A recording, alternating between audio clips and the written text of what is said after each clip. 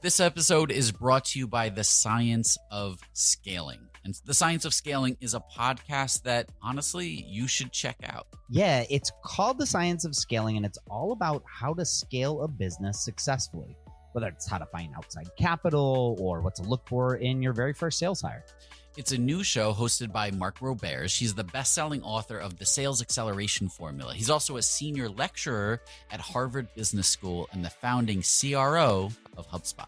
One thing that Mark mentions in the show is whether your company is valued at $1 million, $10 million, $100 million, the failure rate is the same, which means we suck at scaling. In each episode, you'll hear interviews with people like Kyle Parrish, the VP of Sales at Figma, and Kevin Egan, the head of sales at Atlassian. I've checked out a few episodes of The Science of Scaling, and it's great. Like, for me, I run a company as a bootstrap company. We're not the kind of company that's raised capital, but even still, things like sales, that's super important, and it's the lifeblood of our company. So for me, it's definitely helpful to hear how other people have sort of, who have been there and done it before, how they're actually approaching scaling. So go on in your favorite podcast app, whatever it might be, and search for The Science of Scaling. That's The Science of Scaling. Check it out. I think you're really going to enjoy it. So as many of you may know, I ventured out this year. I left my job as the chief product officer at Dribbble to start a brand new company. And that company is gigantic. No, really, that's the name. We're actually very small today.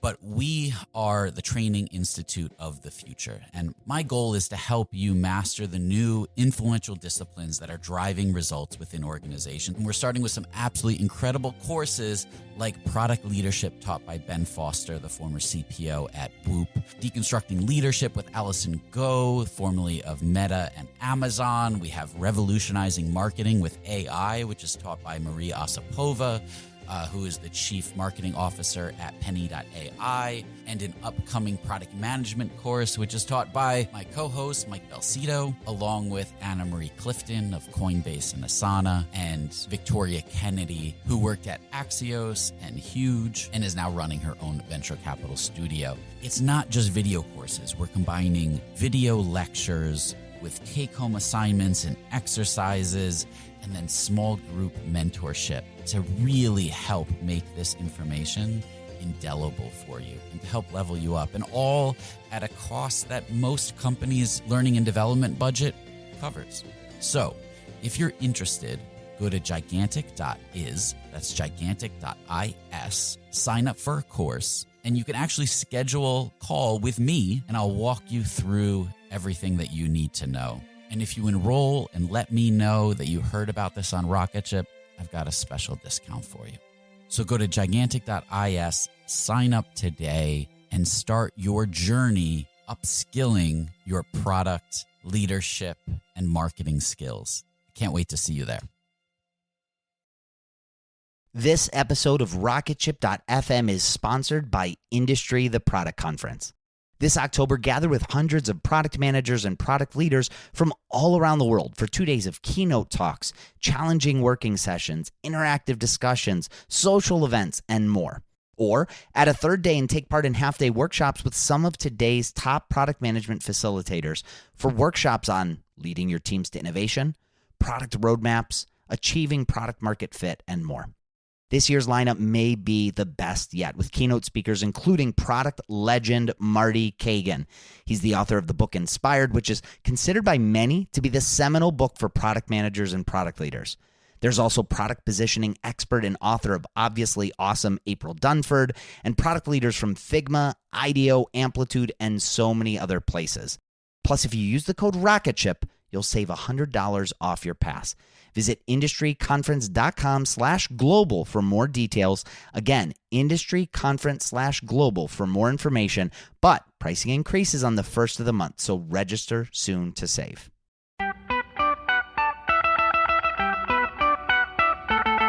Welcome to the Rocketship podcast. I'm Michael Sacca. I'm Joelle Steiniger. And I'm Matt Goldman. And we're having 20-minute talks with entrepreneurs teaching you how to launch your product into revenue. Check out our book at howtobuildarocketship.com to reserve your launch discount and to download a free chapter. Today we talked with Ruben Gamez, founder of Bidsketch. He shared with us how he was able to leverage integrations with other apps into promotional opportunities that fueled Bidsketch's early growth. Check it out.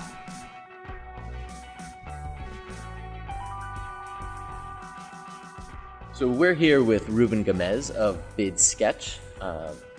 Ruben, why don't you tell us a bit about what it was like starting off? Were you working full-time? When did you decide to start Bidsketch, and what did that look like for you? Hi, yeah. So when I started Bidsketch, I was working full-time already. So I started it on the side. Basically, I was working nights and weekends to build it out. And then after I launched it, I think I was working still nights and weekends for about a year and a half before I was earning enough to where I could quit my job and basically it could replace most of my salary. So what did those days look like for you when you were doing for that kind of year and a half? So generally Monday through Friday, I'd get home, spend a couple of hours with my wife, and then about 8 o'clock or so, I'd start working until maybe midnight. So sometimes I'd get started a little bit later, 9, till 1 or something like that. I would try to put in about 3 or 4 hours at night. And generally, I'd put in a few hours on Saturday and not sometimes on Sunday, but not too much. And was it only you building the product at first? So initially, it was only me. I was building it in the very first version of it. I was building it in something called Grails and Groovy. So Grails was like a Java-based framework or a Groovy-based framework, and both of those were Java. And eventually I learned that it's going to be a little bit difficult for me to find help because these weren't so mainstream languages and frameworks, right? Not like Ruby on Rails or Django or something like that.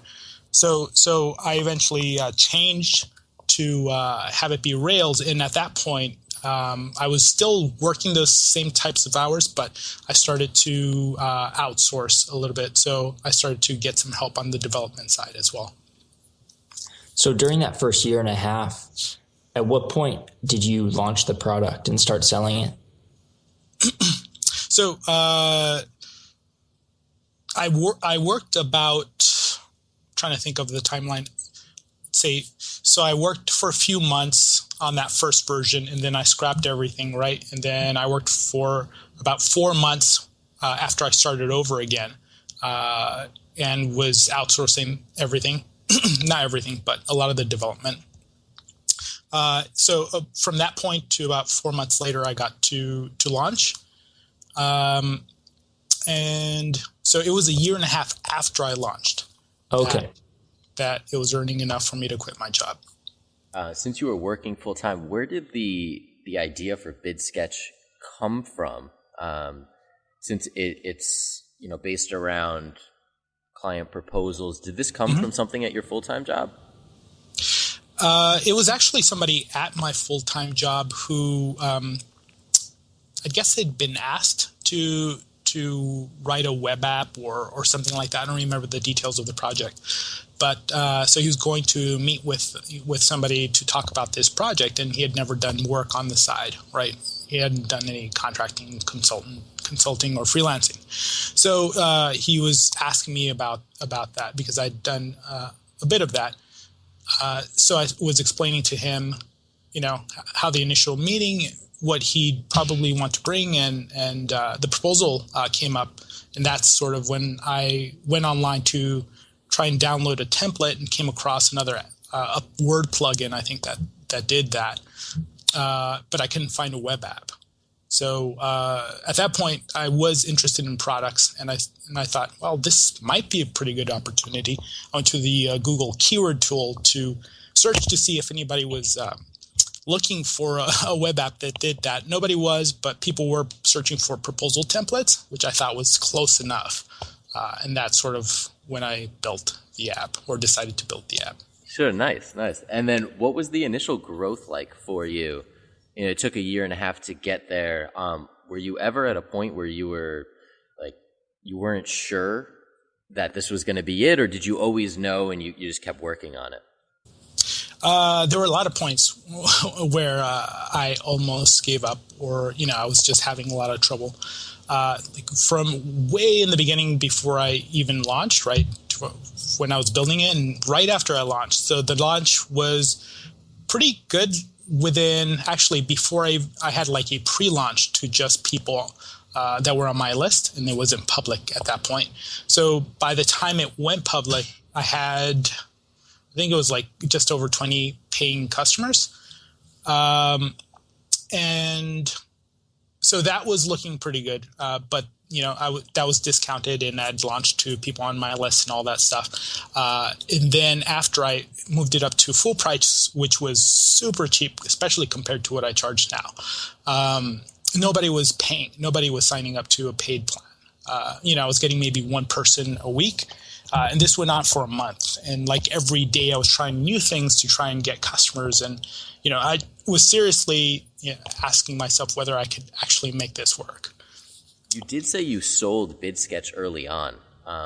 Were those customers that you're regularly talking to, were they beta users that were just kind of in the product and you offered them a discount? What did that relationship look like? Sure. So early on, the people in the beta actually, let's see, right. So I had a very small group, like 5 or 6 people that I handpicked, and they were from my email list. At one point, I emailed my list and asked them, said I was looking for a few people to help beta test it.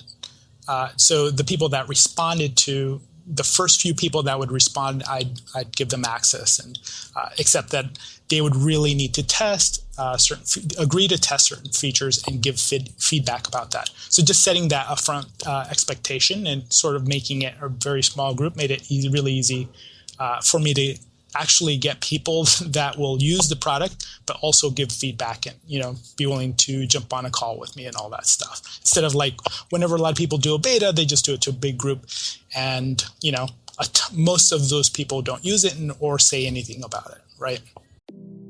This episode is supported by the AWS Insiders podcast.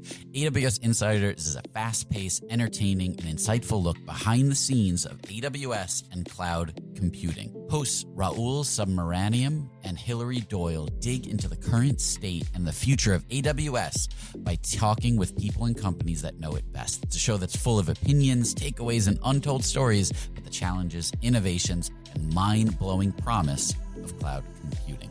I checked out AWS Insiders, and look, it is a fantastic show, and it's perfect for anyone in tech who's looking for some of those behind-the-scenes stories, for some reassurance that, things are a little nuts everywhere, and everyone is struggling with a lot of the same problems. The first episode of season 2 is all about filling the cloud talent gap, and it's an interesting discussion on what do we do to help to staff up internally. What are some of the challenges that companies are facing? Search for AWS Insiders in your podcast player. We'll also include a link in the show notes. Thank you to AWS Insiders for their support. This episode is brought to you by Miro. So when I was at Dribbble, over the 6 years, there was one tool that we would always use when we were doing cross-team collaboration. Whenever the collaboration started to get complex, we would bring in Miro.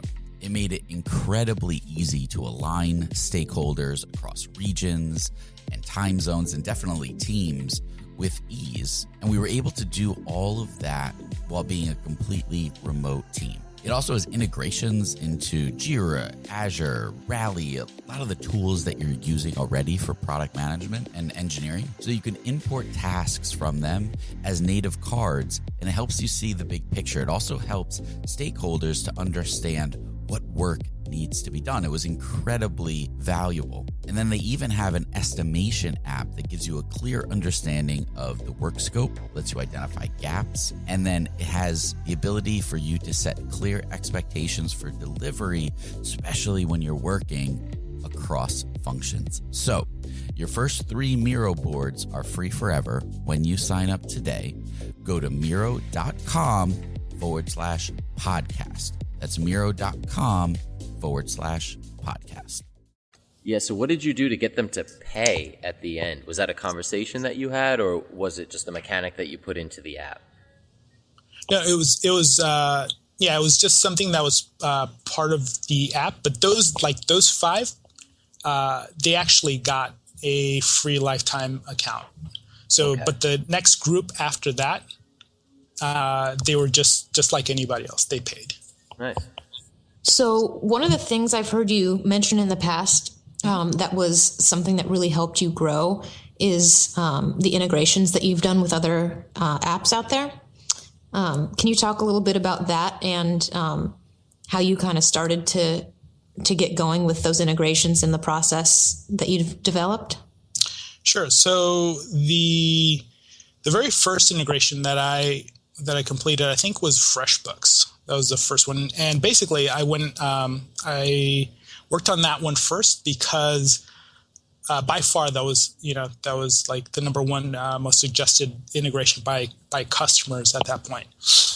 So I actually got in touch with somebody in FreshBooks who handled integrations, and actually at that point I didn't really have like a strategy or any specific approach. I was just like learning about them, so I wanted to see if I don't remember why I got in touch with them. I think it was more technical than anything. So they actually got on. This person got. I don't think they do this anymore. But this person got on the phone with me, and we were talking it through and all that. And while I was on the phone, I asked him about like on the promotional side, what do they do? And he had mentioned that sometimes they might mention it on the newsletter. They have an add-ons page and all that stuff. So it sounded pretty good. So I went ahead and just built it out. And it was actually, I'm trying to think, I don't remember the timeline, but it was maybe about a month later or so that they mentioned it in the newsletter. And this was an email that went out to, the millions of users and tons of, I don't know how many paying customers. But in that day, I got maybe close to, actually within the first few hours, it was like almost a month's worth of signups. So, that I got. So wow, that's amazing. It was a lot of volume. I actually thought that somebody hacked my server because, it's like this has to be automated. So at that point is when I realized that, wow, okay, this can be super powerful, right? So how did you go about approaching them in the first place, and what kind of value prop did you show up with? Because at that point, it sounds like you were pretty small, and they were willing to share your product with their huge audience.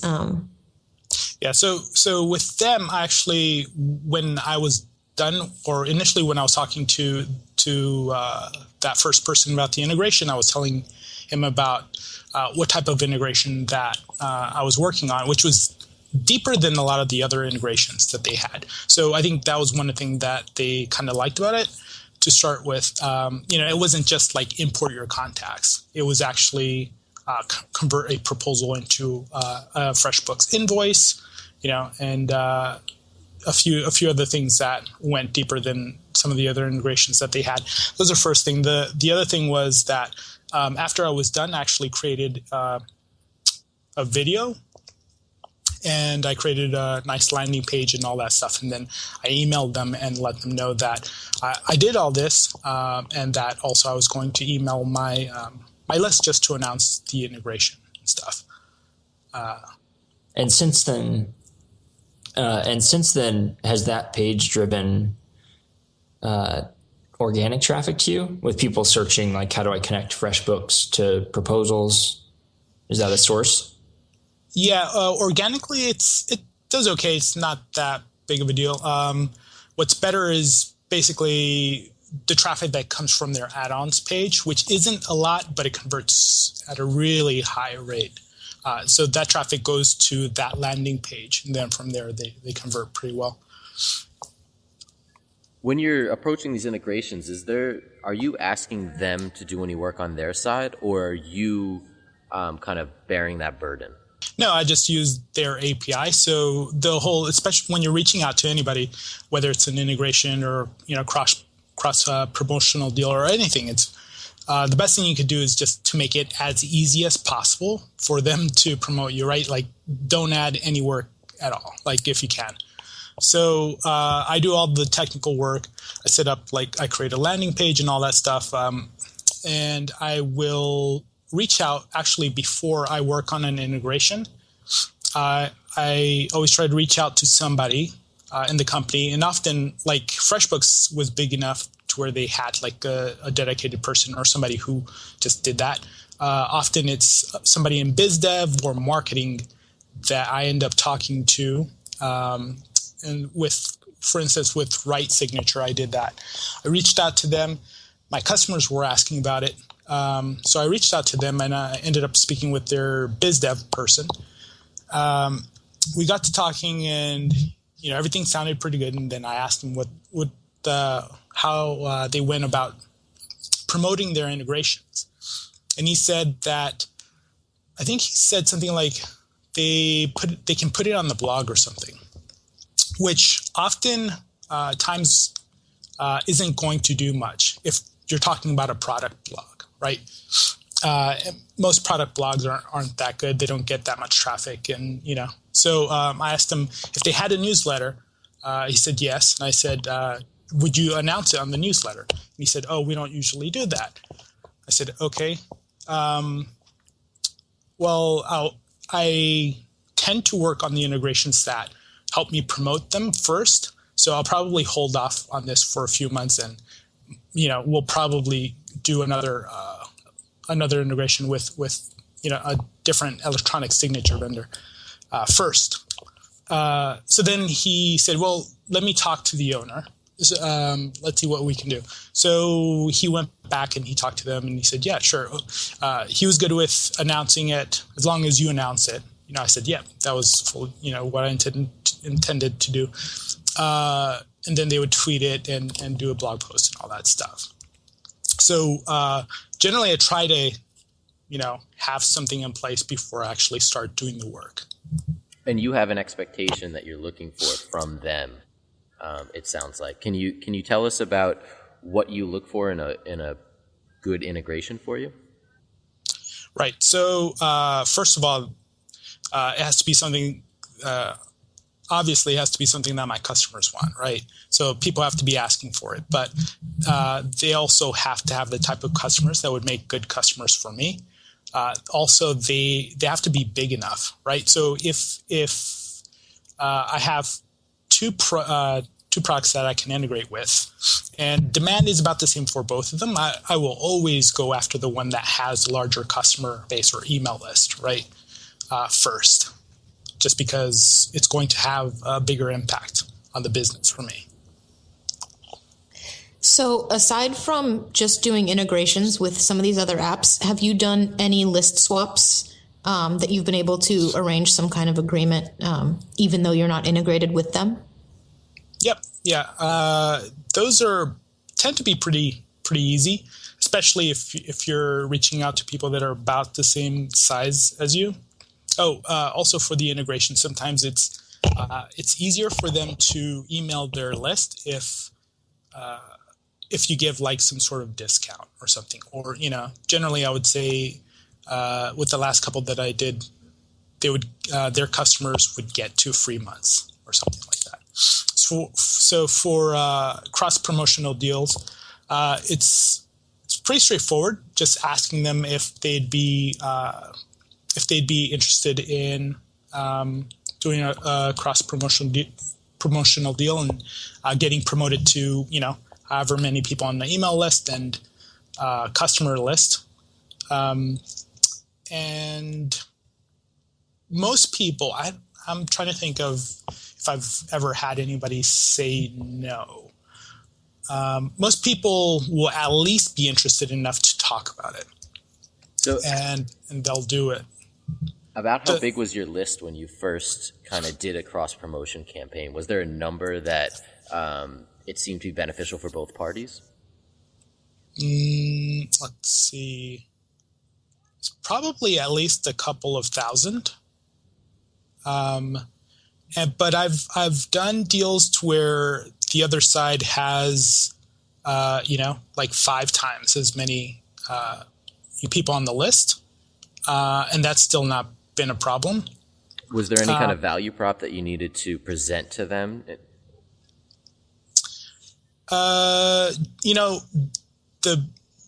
way that they've worked really well for me has been through warm introductions. So it all really started with one other. It was actually a blog. It wasn't even a product. So it was a blog, and they had a section to where they sold like ebooks and designer kits and other stuff like that. So so after I got done with that deal, I asked him if he knew other people that had blogs or anybody else that had an app that was in a similar market that might be interested in doing one of these deals. And so he referred me to I think 2 people, and I talked to them, did deals, and then basically the same thing. Right after, asked them if they knew people, and it's generally pretty easy doing it that way, because then when you either get an introduction email, or when you email them, you just say, so and so recommended I talk to you. So when you're sending out their product to your list, are you sending it to blog subscribers, customers, both? Both. So yeah, on both sides, it's generally both. One thing that I used to do early on was trim down my email list. Basically get rid of people that weren't opening emails after a while. But for some reason, whenever you're talking to somebody about this, they never ask about like how many people actually click through and go to the page that that you link to whenever you send out an email, right? Which is the important number. They just want to know how many, they'll say users, because especially back then, a lot of people just had like a free plan or something like that. So they had a lot of users, but not paying customers.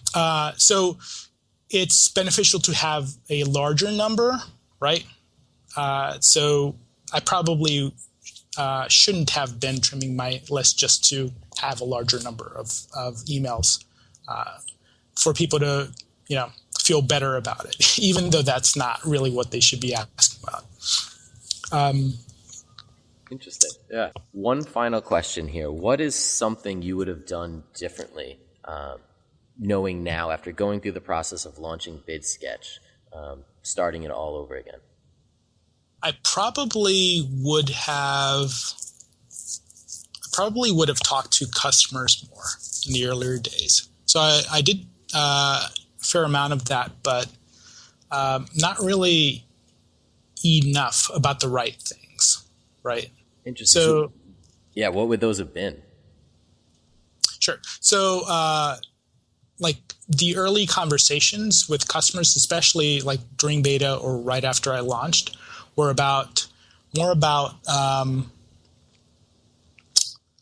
more about like if they had a specific bug or feature, or lightly about how they use the product, right? Mm-hmm. But not really examining like the process before they have to use a product, after they use a product, what caused them to actually sign up in the first place, like what happened, walk me through that, walk me through creating a purpose. So getting deeper into these conversations and really digging into like how they're getting value out of the product. So I did that a little bit later, but I should have done that earlier. Awesome. All right. Thank you so much. And check out bidsketch.com and check out the blog on bidsketch.com for more in-depth information. Thanks, Ruben. Thanks so much, Ruben. Thanks for having me on.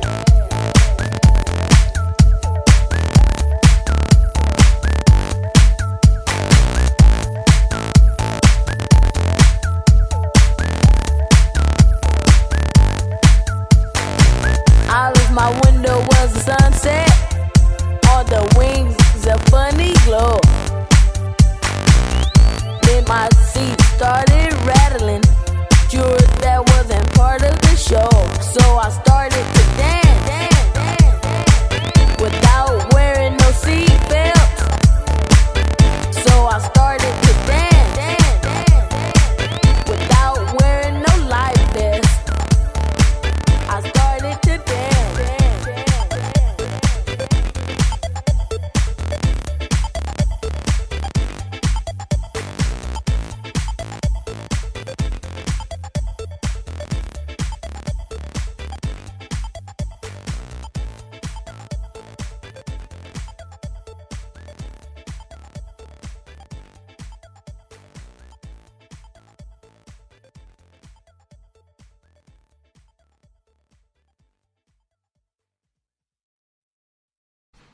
Hey guys, welcome to The Collective.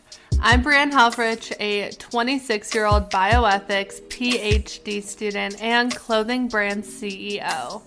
Welcome to my podcast where we talk all things health and wellness, navigating your 20s, and becoming the best version of yourself. So, sit down, play that episode, and join the collective. Hey, this is Mary Beth Lassiter. Are you craving a new podcast? I've got a recommendation. Check out Gravy, the James Beard Award-winning podcast that shares stories of the changing American South, brought to you through the foods we eat. It's produced by the Southern Foodways Alliance and distributed by APT Podcast Studios. Listen to Gravy on your porch during happy hour to hear about the mystery of the missing Pappy Van Winkle bourbon. Don't miss out. Follow Gravy wherever you get your podcasts.